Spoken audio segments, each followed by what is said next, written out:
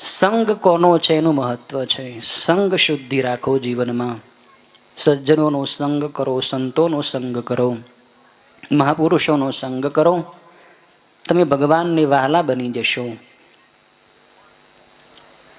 સંત મહાત્માઓની દ્રષ્ટિમાં, એમની વાણીમાં, એમના સ્પર્શમાં અદ્ભુત શક્તિ હોય છે. સંતોના શરીર ઉપરથી જે વાયુ વાઈને આપણી ઉપર આવે તો એ વાયુના દિવ્ય સ્પર્શથી આપણે પણ પવિત્ર થઈ જઈએ, આપણા પાપ બળી જાય. એટલો બધો મહિમા છે. ત્યાં સુધી કહ્યું છે કે કોઈ માણસનું મૃત્યુ થતું હોય એ સમયે જો કોઈ સંત ત્યાં આવીને ઊભા રહી જાય, અંત સમયે સંતના દર્શન કરતા કરતા એનો જીવ છૂટે તો એનું કલ્યાણ થઈ જાય, એને ભગવાનના ધામમાં વાસ થાય.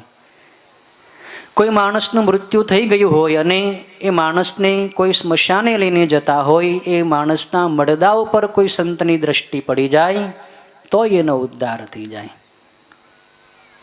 આગળ કહ્યું કે કોઈ માણસનું મડદું સ્મશાને પહોંચી ગયું હોય, એની ચિતા બળતી હોય, એના અગ્નિ ઉપર સંતની દ્રષ્ટિ પડે, એ અગ્નિમાંથી નીકળતા ધુમાડા ઉપર દ્રષ્ટિ પડે તોય જીવનો ઉદ્ધાર થઈ જાય. એનાથી પણ આગળ ત્યાં સુધી શાસ્ત્રમાં કહ્યું છે કે કોઈની ચિતા બળી ગઈ હોય, અગ્નિ ઓલવાઈ ગયો હોય અને માત્ર રાખ પડી હોય તો એ રાખની ઉપર પણ જો સંતની જીવન મુક્ત મહાપુરુષની દ્રષ્ટિ પડી જાય ને તો એ જીવાત્માનો, એ ગતાત્માનો ઉદ્ધાર થઈ જાય છે. સંતની દ્રષ્ટિમાં બહુ શક્તિ હોય છે.